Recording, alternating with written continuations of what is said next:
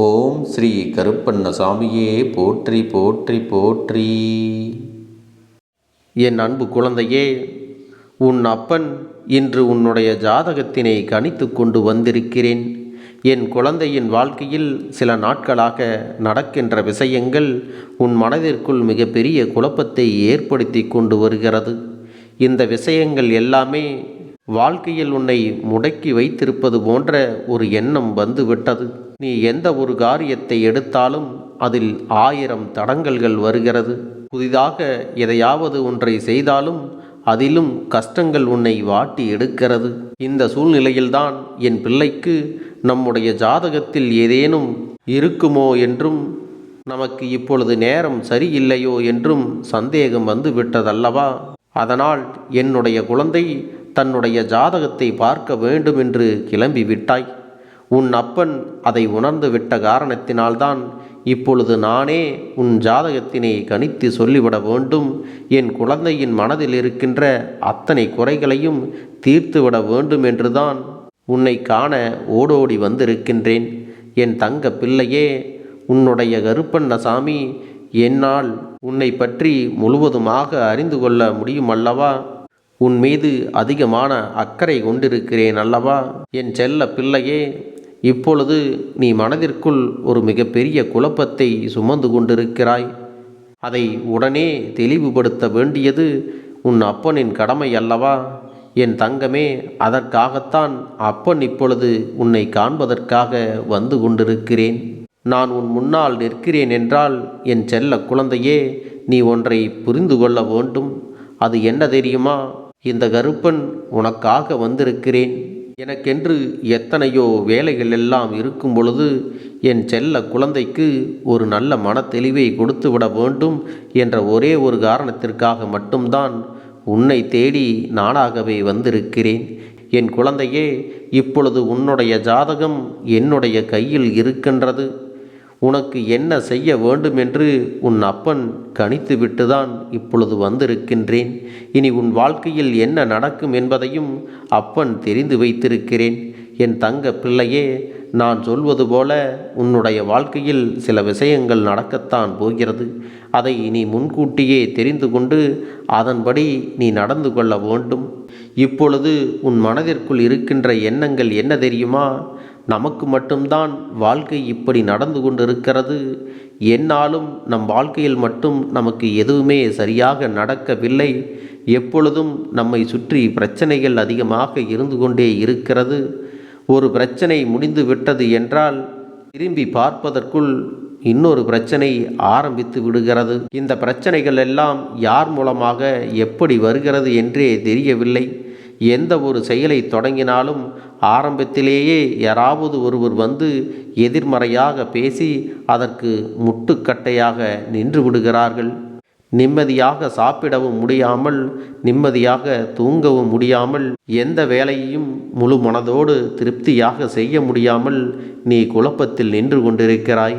என் குழந்தையே, இப்பொழுது நீ வாழ்கின்ற வாழ்க்கை ஏதோ வாழ வேண்டும் என்கின்ற எண்ணத்தினால் ஒரு பிடிப்பே இல்லாமல் இருக்கிறது அல்லவா?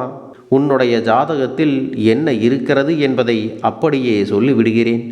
என் தங்கமே, நான் எந்த ஒரு விஷயத்தையும் கூட்டியோ எந்த ஒரு விஷயத்தையும் குறைத்தோ உன்னிடத்தில் சொல்லவில்லை. உன் ஜாதகத்தில் என்ன இருக்கிறதோ அதை அப்படியே சொல்லிவிடுகிறேன். என் தங்கமே, உன்னுடைய ஜாதகம் நிச்சயமாக ராஜயோக ஜாதகம்தான். என் குழந்தையின் வாழ்க்கையில் முதலில் சோதனைகள் அதிகமாக சந்தித்து பிற்பாதையில்தான் நல்ல நிலையில் இருக்கப் போகின்றாய். இன்று உனக்கு இருப்பது போன்ற கஷ்டங்கள் நாளையே நல்லபடியாக மாறிவிடும். என் செல்லமே, உன்னுடைய ராசியானது உச்சத்தை தொடுகின்ற ராசி. வாழ்க்கையில் எல்லோருக்குமே நல்லது நடக்க வேண்டுமென்றால் அந்த ராசி அதிபதி உச்சத்தை தொட வேண்டும். நீ நன்றாக சிந்தித்து பார்த்தால் உனக்கே அது தெரியும். இதுவரை உன் வாழ்க்கையில் சோதனைகள் அதிகமாகத்தான் இருந்தது. நீ செய்யும் எல்லா விஷயங்களிலும் உனக்கு கஷ்டங்கள் இருக்கத்தான் செய்தது. இந்த கஷ்டங்களையும் சோதனைகளையும் தாண்டி நீ எப்பொழுது நல்ல நிலைக்கு வருகின்றாயோ அன்று வெற்றியானது உன் கையில் இருக்கும். என் தங்கமே, உன்னை பற்றி உனக்கே சில விஷயங்கள் நன்றாக புரிந்து இருக்கும். அதை நீ ஜாதகத்தை பார்த்துதான் தெரிந்து கொள்ள வேண்டிய அவசியம் கிடையாது. உன்னுடைய எதிர்காலம் எப்படி இருக்க வேண்டும் என்று நீ ஏற்கனவே ஒரு கனவு கண்டு வைத்திருக்கிறாய் அல்லவா? உன்னுடைய இலக்கு எதுவென்று நீ ஏற்கனவே தீர்மானித்து வைத்திருக்கிறாய் அல்லவா? உன்னுடைய லட்சியத்தை ஏற்கனவே நீ உருவாக்கி விட்டாய். என் தங்கமே, இந்த ஒரு சூழ்நிலையில் மட்டும் நீ ஒருபோதும் ஜாதகம் பார்க்கக்கூடாது. ஏன் தெரியுமா? உன்னுடைய லட்சியத்தை நீ உருவாக்கி வைத்துவிட்ட பிறகு நீ ஜாதகத்தை பார்த்து உனக்கு நேரம் சரியில்லை என்று ஒரு வார்த்தையில் யாரேனும் சொல்லிவிட்டால், என் பிள்ளை, வெற்றியை தொடுகின்ற நேரத்தில் கூட அந்த வார்த்தையை கேட்டு பின்வாங்கி விடுவாய். அங்கே வெற்றி உனக்காக காத்து கொண்டிருக்கும்போது நீயோ இந்த ஒரு வார்த்தையினால் பின்வாங்கி வந்து விடுவாயானால், ஜாதகம் எந்த நேரத்தில் பார்க்க வேண்டுமோ அந்த நேரத்தில்தான் நீ பார்க்க வேண்டும் என்பதை நீ உணர்ந்து கொள்ள வேண்டும். நீ உனக்கான இலக்கை நிர்ணயித்து விட்டு இது வெற்றி பெறுமா வெற்றி பெறாதா என்று நீ ஜாதகத்தை போய் பார்க்கக்கூடாது. உனக்கான வெற்றியை உறுதி செய்வது நீ மட்டும்தான் என்பதை மறந்து விடாதே. என் தங்கமே, நீ வெற்றியை பெற்ற பிறகு அந்த ஜாதகத்தில் உன்னுடைய செயல்கள் எல்லாம் நிச்சயமாக மாற்றத்தை பெறும். இதை நீ மறந்து விடாதே. இதுவரை நடந்ததையெல்லாம் என் பிள்ளை மறக்க வேண்டும் என்று உன் அப்பன் சொல்லவில்லை.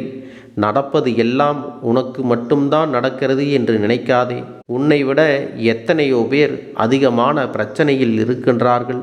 அவர்கள் வாழ்க்கையில் இருக்கின்ற கதைகளை எல்லாம் நீ கேட்பாயானால் உன்னுடைய வாழ்க்கை எவ்வளவோ பரவாயில்லை என்று நினைத்து நீ உன்னுடைய மனதினை நீயாகவே தேற்றிக்கொள்வாய்.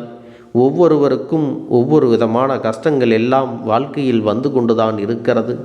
நல்ல எண்ணங்கள் மட்டுமே எப்போதும் உன்னிடத்தில் இருக்க வேண்டும். எதிர்மறையான எண்ணங்கள் எல்லாம் ஒருபோதும் உன் மனதிற்குள் வந்துவிடக்கூடாது. உன்னுடைய செயல்களில் நீ இந்த வாழ்க்கையை வென்று காட்ட வேண்டும். யாரும் உனக்கு ஒருபோதும் எந்த ஒரு அறிவுரைகளையும் சொல்லுகின்ற அளவிற்கு உன்னுடைய வாழ்க்கை இருந்துவிடக்கூடாது. ஏன் நீ இதை செய்கிறாய் என்றும் யாரும் உன்னிடத்தில் கேட்கின்ற அளவிற்கு நீ நடந்து கொள்ளக்கூடாது. இந்த வாழ்க்கை உன்னுடைய ஜாதகத்தில் உனக்கு நல்ல நேரம் ஆரம்பித்து விட்டது. நிச்சயமாக நீ நினைத்ததையெல்லாம் அத்தனை தடைகளையும் தாண்டி நீ வெற்றி பெறத்தான் போகிறாய். உன்னுடைய வெற்றி உனக்காகவே ஏற்கனவே தீர்மானிக்கப்பட்டு காத்து கொண்டிருக்கிறது. அதை என் பிள்ளையே நீ பத்திரமாக உன் கைகளில் பெற்றுக்கொள்ள வேண்டும். உன்னுடைய முயற்சிகளை எதை நினைத்தும் பின்வாங்கி விடாதே. வெற்றி உனக்கு நிச்சயமாக கிடைக்கும் என்று இந்த கருப்பன் சொல்லிவிட்டேன் அல்லவா? இனிமேல் உனக்கு எந்த ஒரு சந்தேகமும் வரவேண்டிய அவசியம் கிடையாது. உனக்கு வாக்கு கொடுத்திருப்பது இந்த கருப்பண்ண சாமி என்பதை மறந்து விடாதே. இப்பொழுது நீ செய்து கொண்டிருக்கின்ற உன்னுடைய காரியத்தில் ஒருபோதும் நீ பின்வாங்கி விடாதே. வெற்றியினை உனக்கு இந்த கருப்பன் நிச்சயமாக கொண்டு வந்து சேர்ப்பேன் என்பதை நீ மறந்துவிடக்கூடாது. என் பிள்ளையே, உறக்கத்தில் கேட்டாலும் நீ உன்னுடைய ஜாதகத்தை ஒருபோதும் பழி சொல்லக்கூடாது. உனக்கு நல்ல நேரம் என்பதை கணித்தது இந்த கருப்பன் என்பதை நினைவில் வைத்துக்கொண்டு உன்னுடைய வெற்றியை நீ வெற்றிவிட்டால் போதும். என் அன்பு குழந்தைக்கு இந்த கருப்பண்ண சாமியின் ஆசீர்வாதங்களும் அன்பும் துணையும் என்றென்றைக்கும் முழுமையாக கிடைத்து கொண்டே இருக்கும்.